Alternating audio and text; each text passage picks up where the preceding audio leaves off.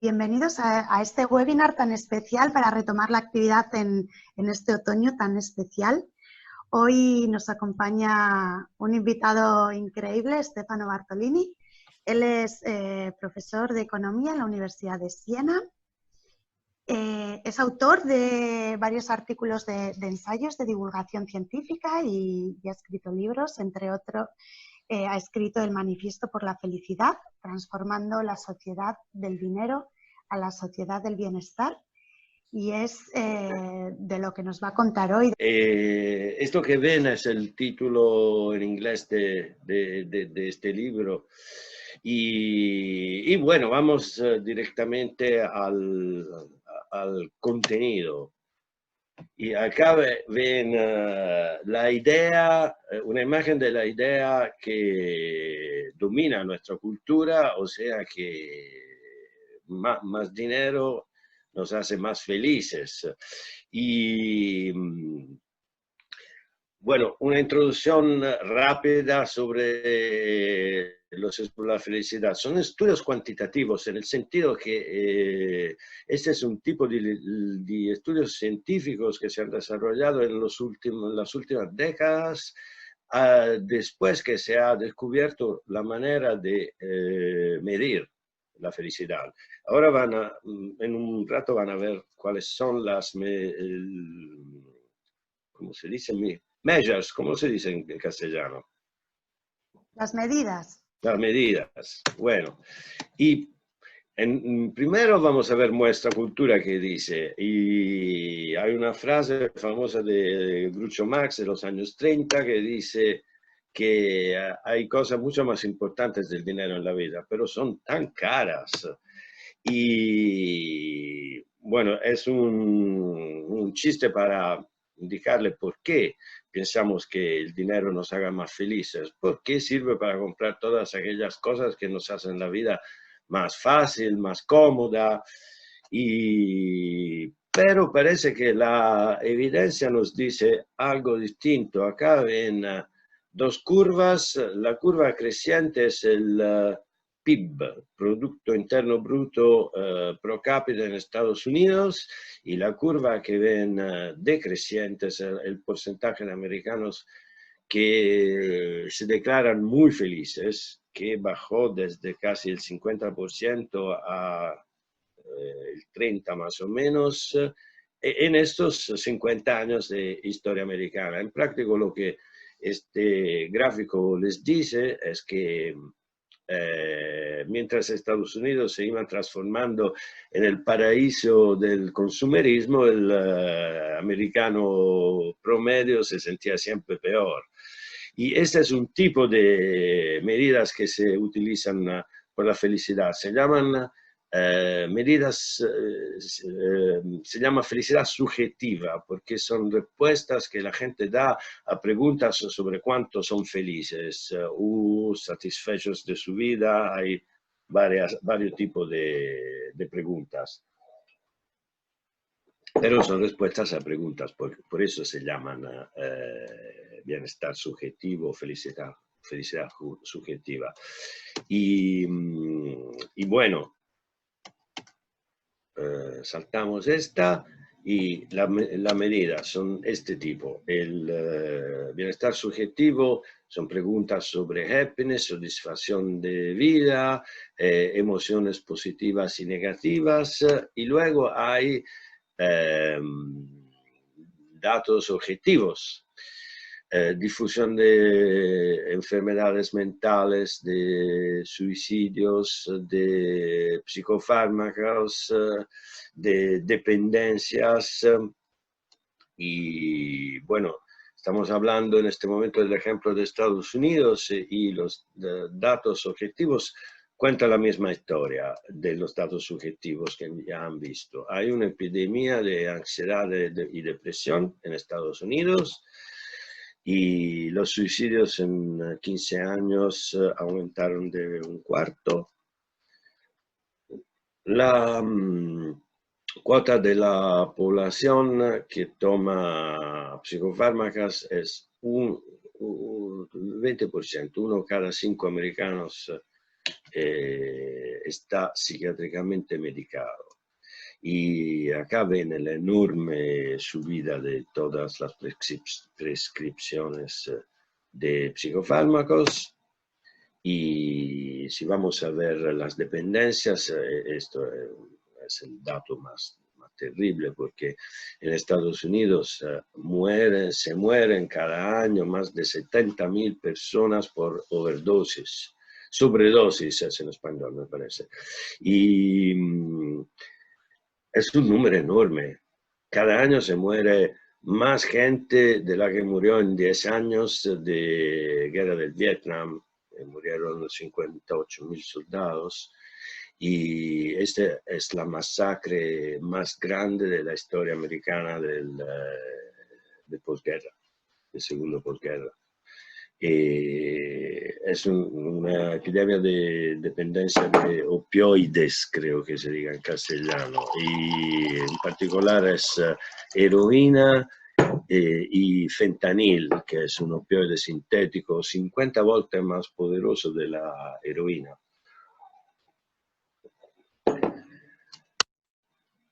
Y bueno, lo que han visto ahora son datos sobre una epidemia de infelicidad en Estados Unidos.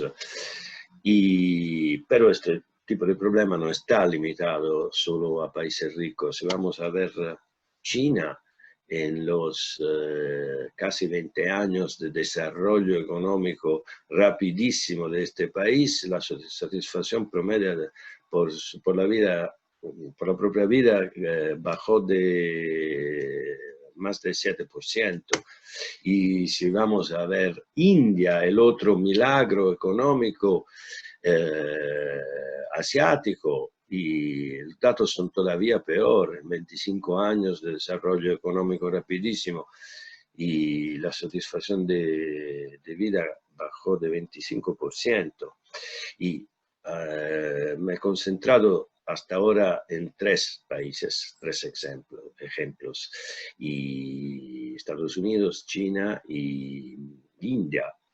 Y los datos sobre felicidad objetiva en India y en China son terribles también, especialmente enfermedades mentales y suicidios también es un problema enorme, dependencia. Y bueno, esto lo que tengo, tienen en común estos 3 ejemplos es que son los 3 países que en las últimas décadas han tenido el desarrollo económico más celebrado del mundo, porque Estados Unidos es el país que crece económicamente más entre los países desarrollados, y India y China son los milagros económicos que se llevan como ese ejemplo para los países en vías de desarrollo, le dicen. Y bueno, son los 3 ejemplos más celebrados de crecimiento económico en las últimas décadas. ¿Y por qué? El problema es la pregunta, ¿por qué en países que se desarrollan económicamente muy rápidamente comparados a otros países, la felicidad tiene un bajón tan fuerte? Y no es general el fenómeno de la disminución de la felicidad. Acá, si miran a la tendencia en los países de Europa occidental, desde los años 70 hasta el 2007, la felicidad, la satisfacción de vida y también la felicidad habían subido. ¿Y por qué? Entonces, esta es la presentación del cuadro. Hay un problema de infelicidad en Occidente y es un problema particularmente fuerte en Estados Unidos y en países en vías de desarrollo como Asia y China. Y también le puso este gráfico porque acá la felicidad ha aumentado en Europa, pero poquito. Es decepcionante, de todas formas es decepcionante, porque en países que han tenido un enorme desarrollo económico, la felicidad o baja o crece muy poquito, y acá estamos viendo la Europa desde los 70 hasta los finales del 2010 y bueno, ha crecido mucho Europa, pero felicidad ha crecido poco. Y en particular hay problemas enormes en Estados Unidos, India y China. ¿Por qué? ¿Qué sabemos sobre lo que hace la gente feliz? Y bueno, ahora tenemos una respuesta una respuesta con métodos científicos a esto. Eso es la pregunta sobre lo que hace la gente feliz. Es una pregunta viejísima en la historia humana y se debate de esto desde los filósofos griegos, pero ahora sabemos algunas cosas y, digamos, con medidas científicas. ¿Y qué sabemos? Que el dinero cuenta, pero poco. Y hay poca diferencia entre gente con más dinero y gente con menos dinero en términos de felicidad. Y esta diferencia es sensible sobre todo a niveles bajos de renta. Y quiero decir que entre ser un pobre y un poco menos pobre hay una diferencia en términos de felicidad. Pero para la gente, cuando la gente llega a finales de mes, tener más dinero no hace ninguna diferencia sustancial. La diferencia es a bajo niveles de renta. Y entonces, ¿qué cuenta por la felicidad? Hay muchas cosas que cuentan, pero hay una que es dominante y es la calidad de las relaciones humanas. Esta es la cosa que más pesa y puede crear felicidad o infelicidad, porque la soledad es la forma de infelicidad más fuerte que hay. Tiene efectos terribles sobre la felicidad de la gente, la soledad. Y entonces vamos a ver por qué bajó la felicidad, porque hicimos estudios sobre Estados Unidos, sobre China y también sobre India, y lo que salió es que la historia del declino de la felicidad en estos países es muy parecida. No obstante que las diferencias históricas, económicas, culturales, políticas entre estos países son enormes, pero hay similitudes en las razones del declino de la felicidad, porque en todos estos países declinaron las relaciones humanas. Ahora vamos a ver qué quiere decir. Y subió la importancia de comparaciones sociales, creo que se diga en castellano. Entonces la historia es muy sencilla. El crecimiento económico aumentó la felicidad, poco, porque ya sabemos que el dinero tiene poco efecto, y este efecto positivo fue más que compensado por dos efectos negativos. El primero es debido al declino de las relaciones, el segundo a la importancia creciente de las comparaciones sociales, que son, lo van a ver con algunas imágenes, creo que se lo voy a... Creo que lo pueden intuir si miran a esta, que es una comparación social. Y probablemente esta es todavía más clara. Este niño tiene esta mirada un poco preocupada porque su amiga tiene un helado mucho más grande. Y miren a esta es Sofía Loren, una de las mujeres más bellas de la historia humana, con otra mirada preocupada porque está mirando a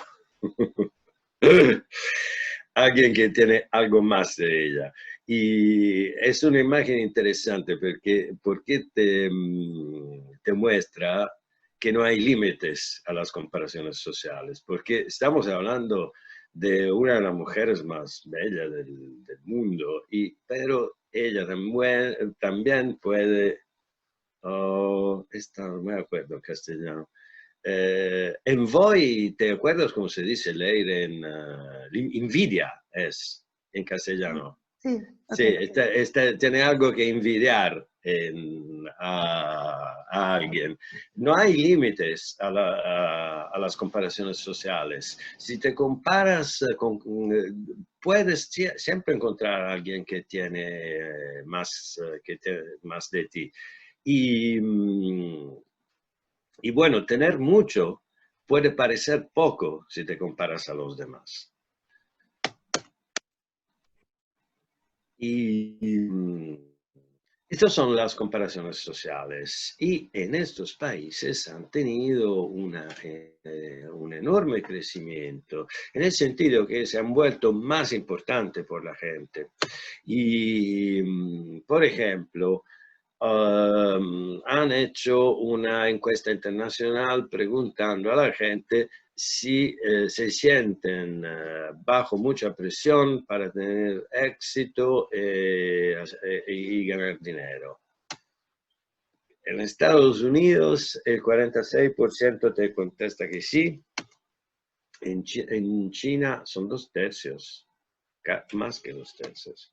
Y en India el 60%. Son los porcentajes más altos del mundo. Esto.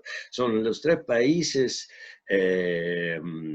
China e India, donde hay el porcentaje más alto entre los países que se van industrializando, y Estados Unidos en el porcentaje más alto de respuestas entre países desarrollados.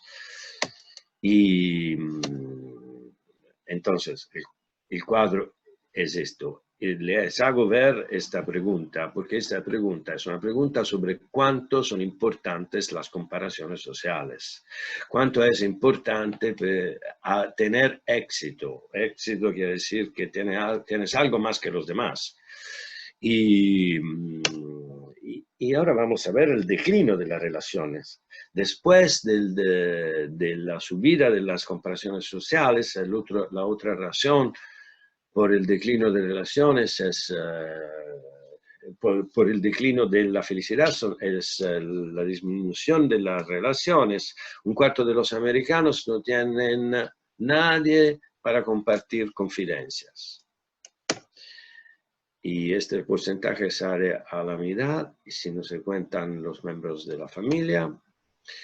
Para la población general, entre el 15 y el 30%, la soledad se ha convertido en su estado normal de vida, una condición crónica.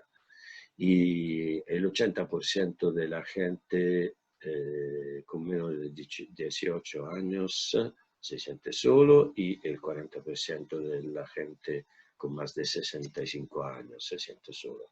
Son números terribles. Es la verdadera epidemia en la sociedad americana, la soledad. Y luego las familias se han convertido en más inestables, y los americanos se casan menos, se divorcian más, viven juntos menos, se separan más. Es una sociedad que ha creado un problema enorme a crear relaciones estables. Y hay tensiones enormes entre generaciones distintas. Por un lado, niños y adolescentes, y por el otro, el mundo de los adultos. Es un conflicto terrible en Estados Unidos. Y confianza, solidaridad, honestidad, participación social, civic engagement, no la sé en castellano. Pero creo que cívica. ¿Cómo se dice? Participación, compromiso. Participación cívica, gracias, Leire. Y lo siento que el PowerPoint es en inglés, pero para mí sería difícil traducirla al castellano, porque Me sale mal escrito el castellano. Creo que así está muy bien, se entiende perfecto, Stefano. Ok, Gracias. gracias. Y las relaciones entre amigos, miembros de las familias, vecinos, todo se deshizo allá. Se han convertido en relaciones muy, muy ocasionales, digamos. Y bueno, ese es el cuadro de una sociedad que ha perdido su, ¿cómo se dice?, tejido conectivo, lo que tiene la gente junta. Y en China hay fenómenos similares. La soledad se ha convertido también en un fenómeno de masa allá. En 10 años el número de familias con un solo componente dobló, se dice, sí. Y entre 1990 y 2007 la población casada bajó del 16%, la confianza entre personas del 11%, la actividad asociativa, puede ser que se diga, bajó del 20%, y en China y en India hay números similares.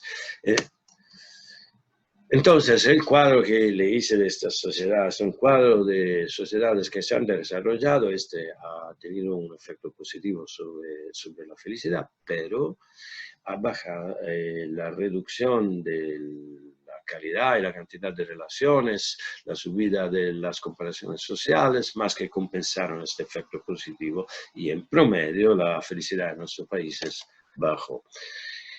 Pero estamos hablando de los éxitos más importantes por la economía en los últimos años. Entonces, la pregunta que creo que pueda salir de aquí es que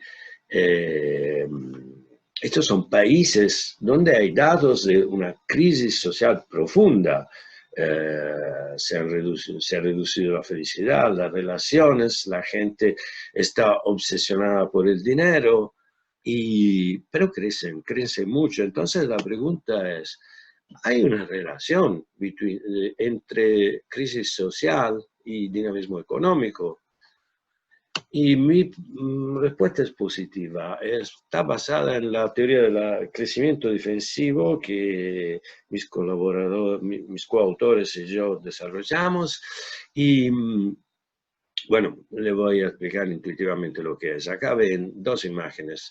Una es de soledad y la otra es de contaminación. Y cómo podemos reaccionar si la contaminación sube o nos sentimos solos.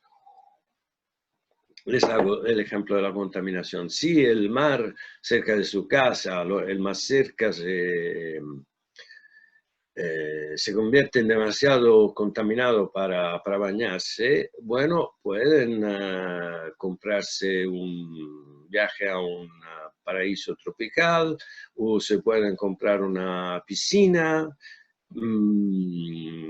y de esta manera se defienden de la contaminación del mar. El mar es un bien común y es gratuito. La piscina no es común, es privada y costa. Y el paraíso tropical costa. Y en este ejemplo, piscina y paraíso tropical sustituyen el bien común y gratuito que es el mar.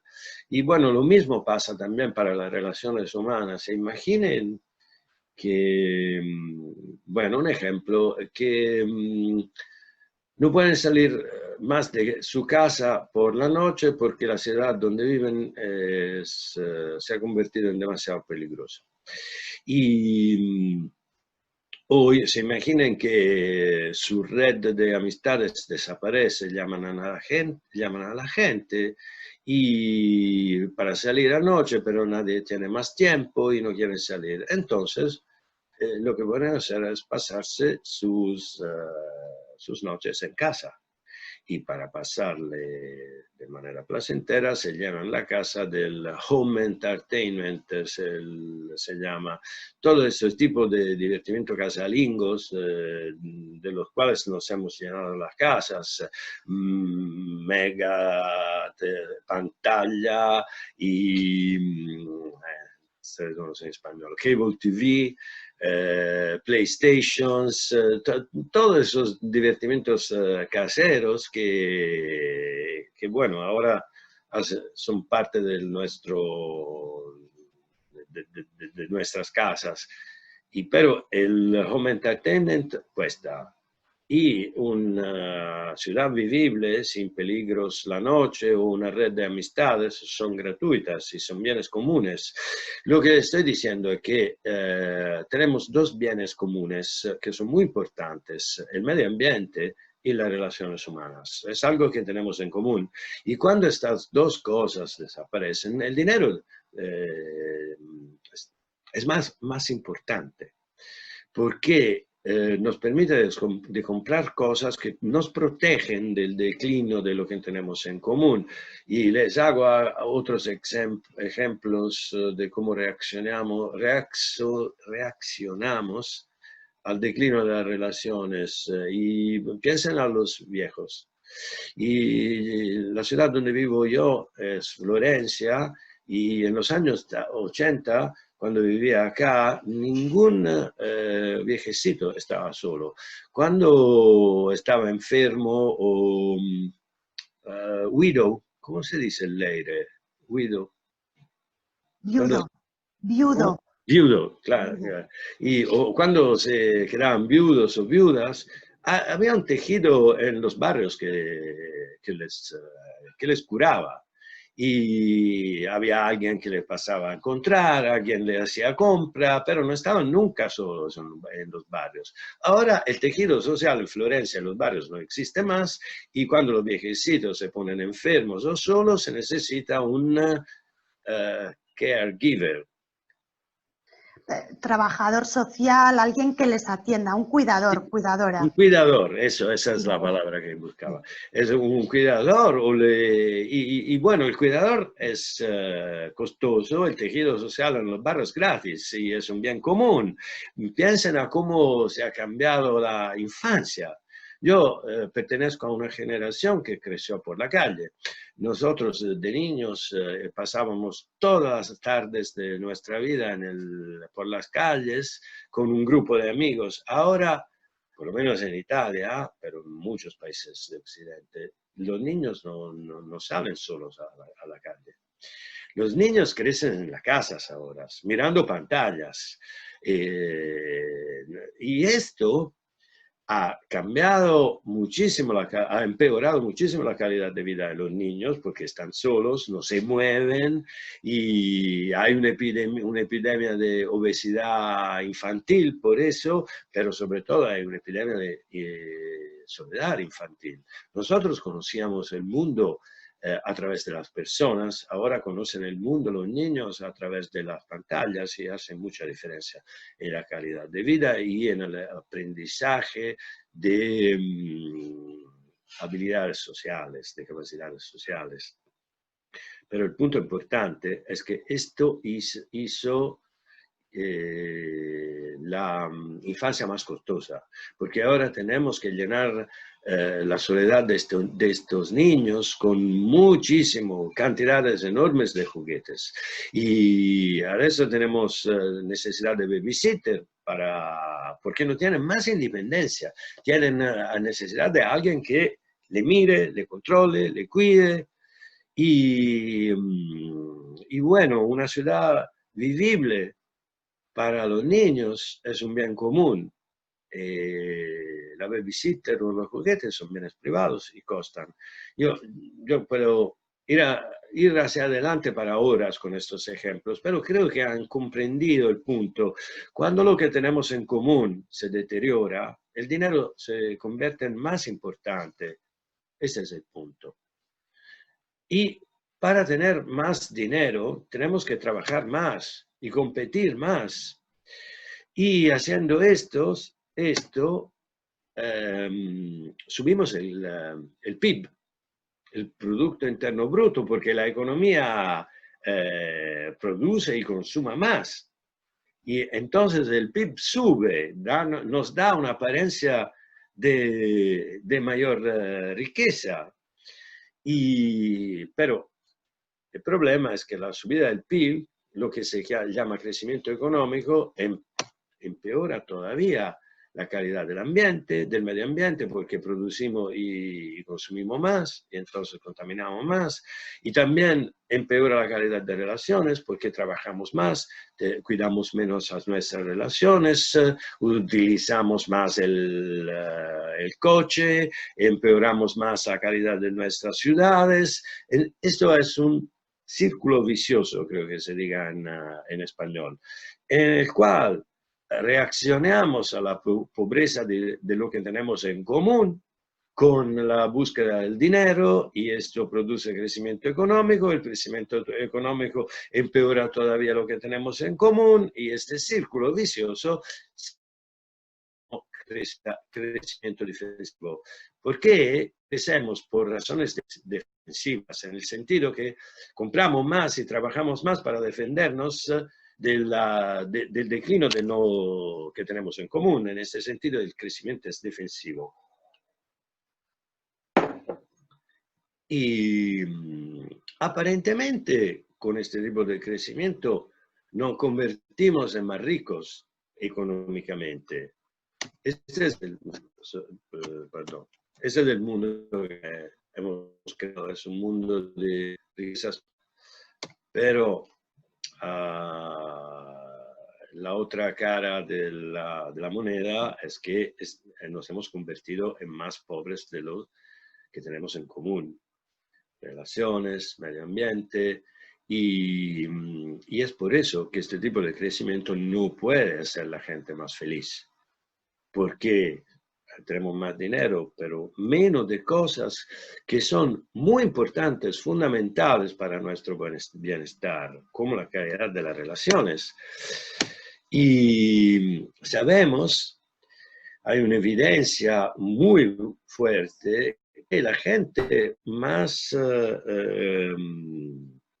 pobre de relaciones, por ejemplo, más sola, para ellos el dinero es mucho más importante y para su felicidad. Entonces, lo que estoy diciendo es que una manera para desencadenar en la sociedad una caza feroz al dinero es isolar la gente y empeorar sus relaciones. La reacción que la gente tiene a eso es dinero primero.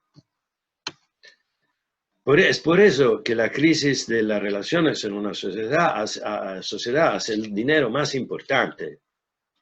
Y por eso la gente trabaja más y produce más y contamina más, etcétera, etcétera. Y bueno, voy rápido sobre eso. Y estos son datos que enseñan por qué la economía americana creció tanto en una situación de deterioro social. Esta es la cuota de trabajadores en América que trabajan como supervisores de trabajo, o sea, son trabajadores que controlan el trabajo de otros trabajadores, y guardias, que son policías de todos tipos, privadas y públicas. Y bueno, este porcentaje era 10%, 10.6% en el 48. Se había quedado más o menos estable en el 66. Se había empezado a subir en el 79. Y en el 2002 eran casi 18% de la población que trabaja en Estados Unidos. Piensen en este número. Casi 1 cada 5 trabajadores en Estados Unidos trabaja para controlar a alguien otro. Y esta es una cantidad enorme de gente que hace un trabajo improductivo y lo hace porque es una sociedad con problemas enormes de disciplina social. ¿Por qué se gasta dinero pagando gente que controle otra gente? Porque no hay confianza en la sociedad. Estos gastos son la consecuencia del declino de la confianza entre la gente. Si no te fías de alguien, puede pagar a alguien otro para que lo controle. Y esto les da una idea concreta del hecho que cuesta muchísimo. El declino de lo que tenemos en común, la confianza es algo importante, se compensa con gastos que son enormes. Estos números son mucho más altos que en cualquier otro país.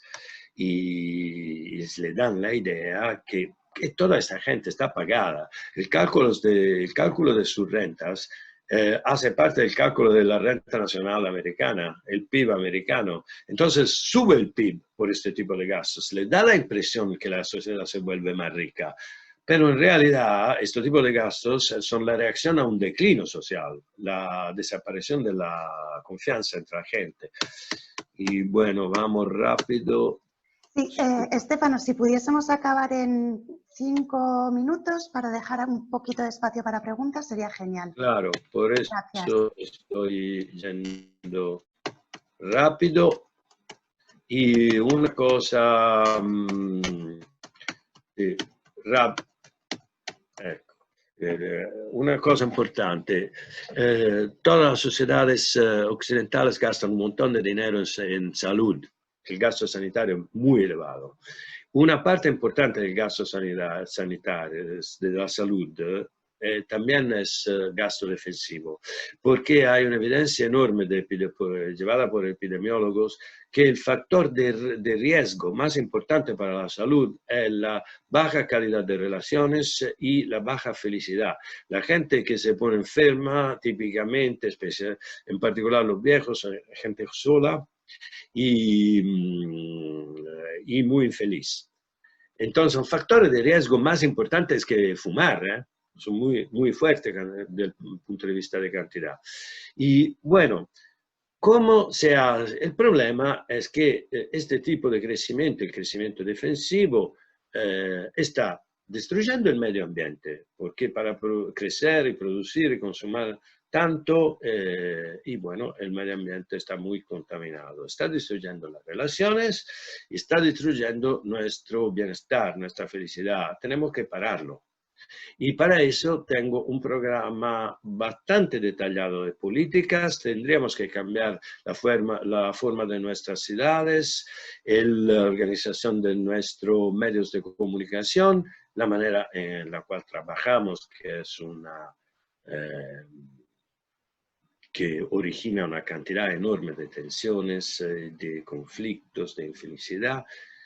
Las escuelas tienen que ser totalmente cambiadas porque son una fábrica de ansia y de infelicidad, y también nuestra democracia no funciona y tiene que ser profundamente reformada para que las decisiones que el sistema político tome se respeten nuestro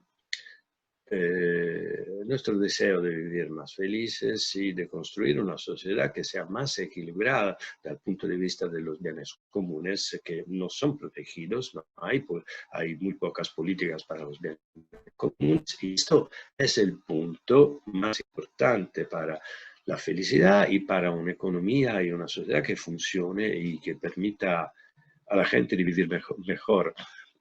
Leire, yo creo que por el momento me podría parar y bueno, Wow. le doy espacio para preguntas y respuestas.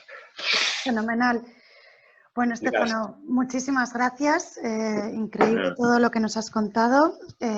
Y pasamos a la ronda de preguntas, comentarios, aclaraciones. Si queréis, abriros el micrófono y vais comentando, o lo podéis escribir en el chat si os resulta más cómodo, lo que cada uno quiera.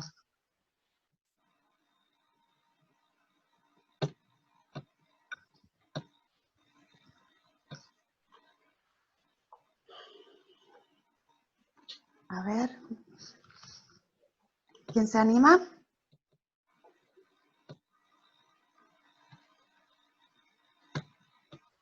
¿No hay ninguna pregunta del...? Venga, yo tengo una. Muy bien, adelante, Celia. Es que se ha hablado mucho de causas, ¿no? Es decir, pero ¿y de soluciones? A la hora de buscar soluciones.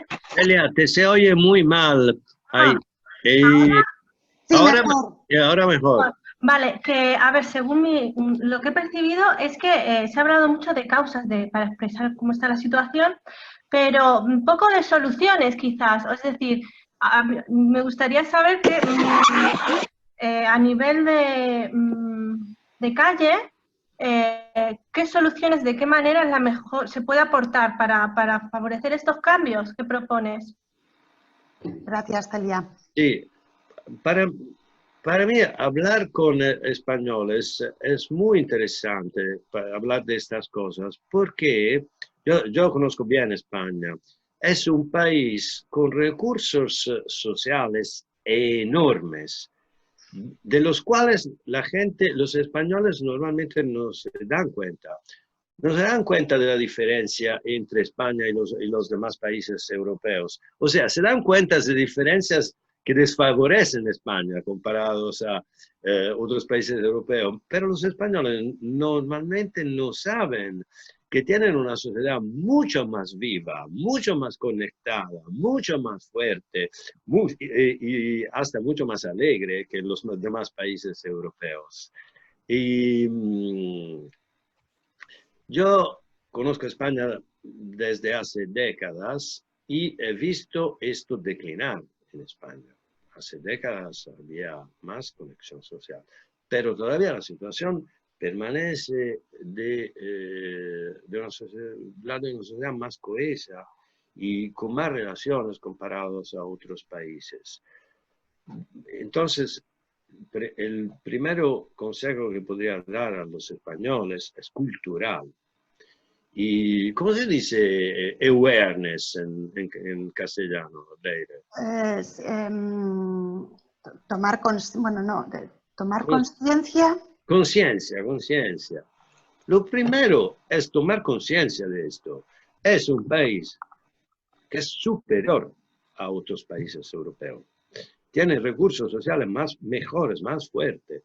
Lo segundo sería tener conciencia de cuánto todo eso es importante para la sociedad española, porque yo no he visto ningún cuidado en las últimas décadas en las políticas para proteger la sociedad. Les hago un ejemplo. ¿Cómo están hechas las ciudades españolas? Y comparada a las ciudades italianas, la organización de las ciudades españolas es mucho mejor. Tienen más espacios comunes. En una ciudad, las relaciones se forman en los espacios comunes.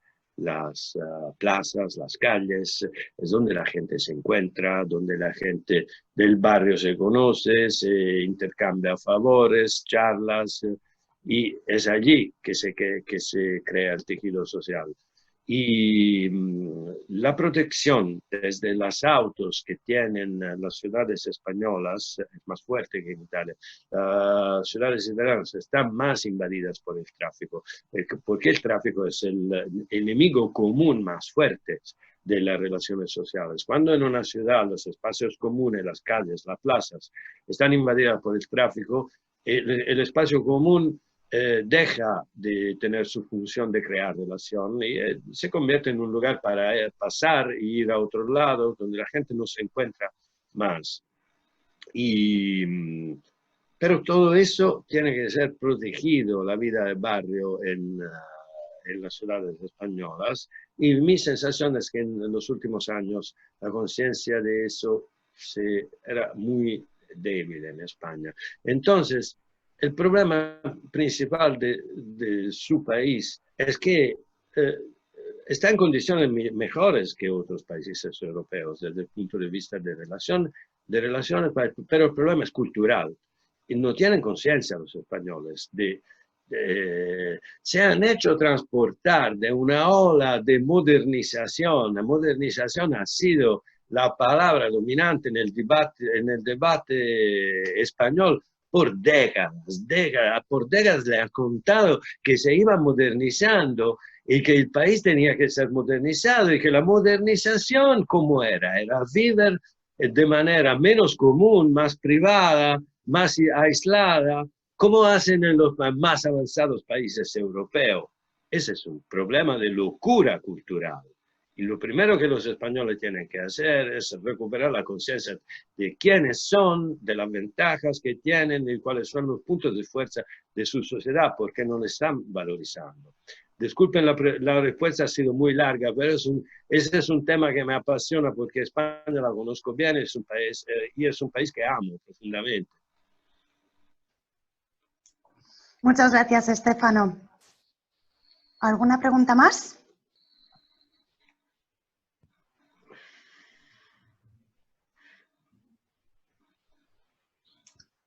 ¿Sí? Sí, hola, soy Alejandro. Hola, Alejandro, adelante. Buenas tardes, Stefano. Mira, yo creo que la gran batalla está en cómo comunicar que efectivamente en un ambiente de un pesimismo atroz, tremendo, existe futuro, existen alternativas reales o realistas y no parecer,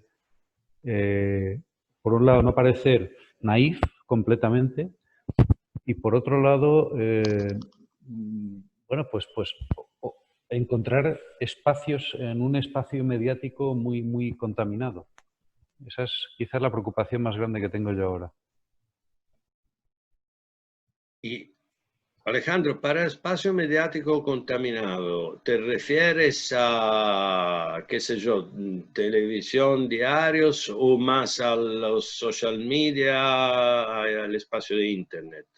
Bueno, yo creo que en general el espacio Internet, pero desde luego los medios tradicionales ahora mismo, no sé Italia cómo está, pero España es tremendo el ambiente.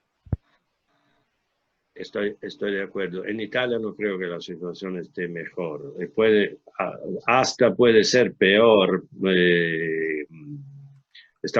Los medios tradicionales también están muy difícil pasar de ahí y Internet y los social media se han convertido en una fábrica de divisiones y también de noticias falsas.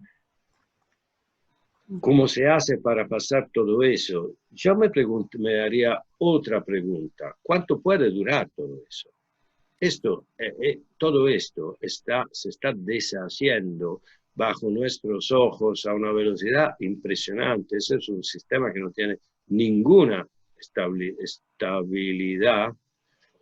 y está en crisis profundísimas, nadie le cree, la gente se abandona a creencias que no tienen ninguna base. Yo he conocido ya sociedades que estaban en una situación parecida, porque cuando viajaba, antes que se cayese el muro de Berlín, cuando todavía el socialismo existía, yo he viajado mucho en aquellos países y la situación era idéntica. La gente no creía a nadie, a nada de lo que los medios, la política, la ciencia comunicaban, las teorías del, ¿cómo se dice? Complotto en italiano, de la conspiración. Complotto, sí. De la conspiración florecían en aquellos países a un nivel que recuerda mucho lo que está pasando ahora en Occidente. La gente no se fiaba de nada y después de pocos años aquel sistema se deshizo completamente. Yo creo que este tipo de fenómenos están simplemente anticipando la fin de un tipo de organización social y algo nuevo va a venir porque la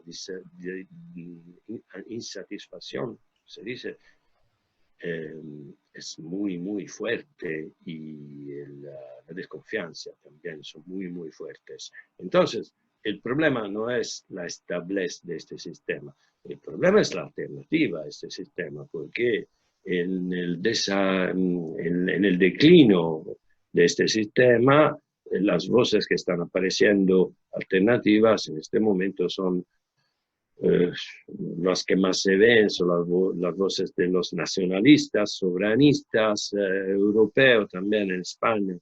Se nota esto.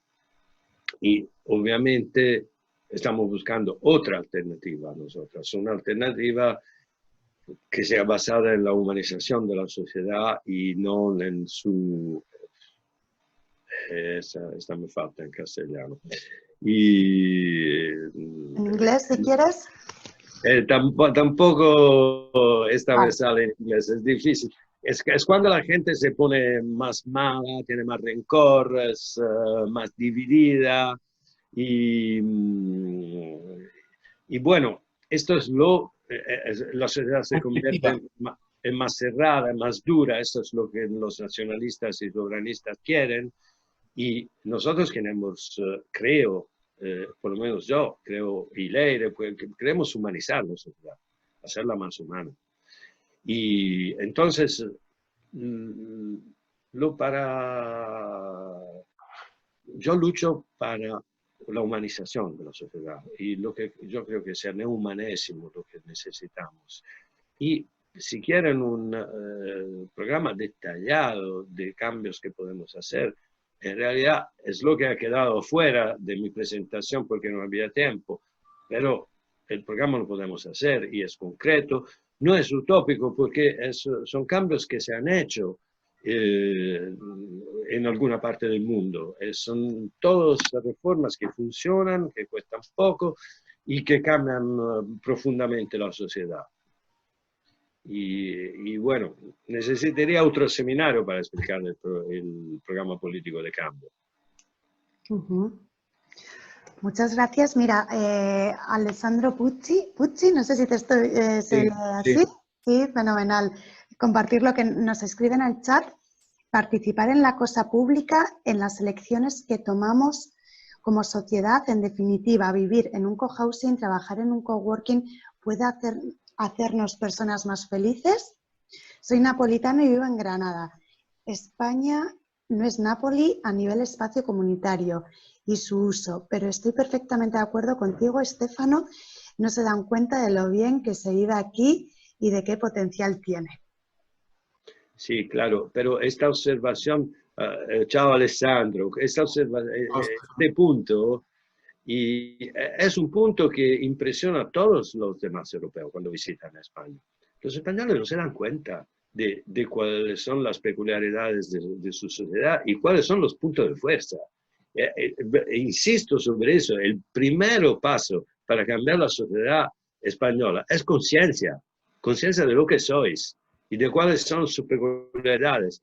El problema de España es un país culturalmente colonizado por ideas que vienen desde el exterior y que no tienen ninguna relación con la historia y con las peculiaridades españolas. Y bueno, Alessandro, me he perdido tu pregunta central. ¿Me la repites? Ha dicho muy bien, se vive muy bien, pero como todas las sociedades hay márgenes de mejoras en dirección de la felicidad. Pregunta, participar más como ciudadano en la toma de decisiones que tomamos como sociedad, la participación ciudadana, o por ejemplo, para hacer un ejemplo más práctico, yo soy arquitecto, construir más cohousing o construir más coworking, que me parece lo más interesante que tiene un cohousing o un coworking, ¿puede ser una solución? Sí, claro que puede ser una solución. Coworking son formas de sharing, condivisiones en español. Compartir. Sí. Son formas de compartir. Y bueno, si el problema fundamental de nuestra sociedad es que tenemos pocas cosas en común, claro que compartir es parte de la solución. Y claro, pero se necesita también que las decisiones políticas vayan en aquella dirección, no solo el mercado, decisiones individuales de arquitectos todo eso tiene que tener una salida política para una sociedad que valorice la política de los bienes comunes. Es el punto llave esto.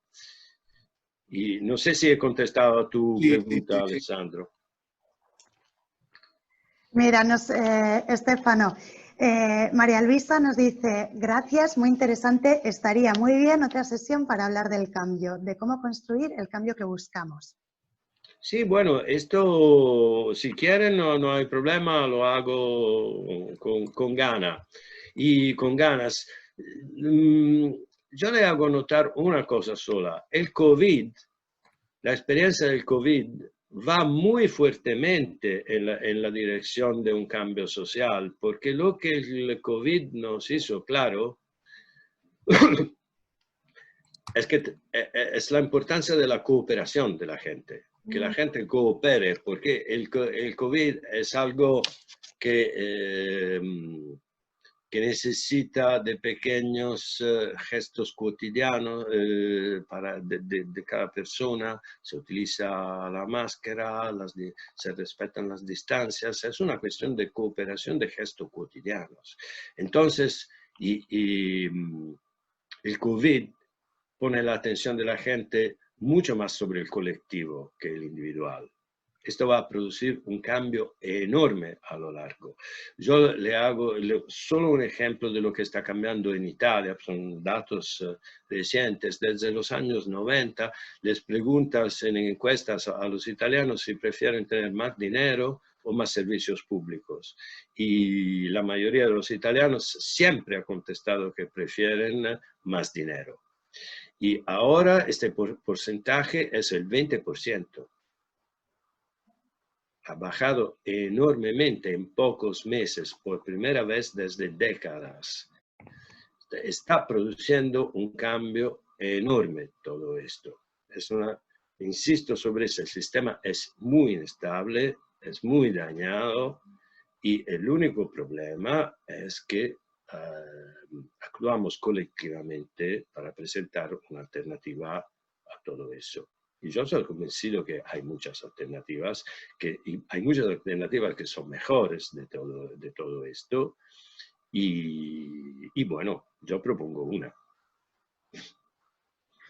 Muy bien, creo que esta alternativa, ojalá podamos organizar otro seminario, porque entiendo que tu alternativa es una alternativa holística que toca muchos campos, ¿no?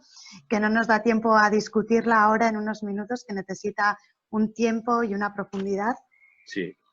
Me encantará que organicemos este próximo encuentro. No sé si hay alguien que quiera hacer algún comentario final. Nos estamos saliendo de tiempo y por respetar los horarios de todas las personas que estáis participando, dejamos la opción a algún último comentario, pregunta.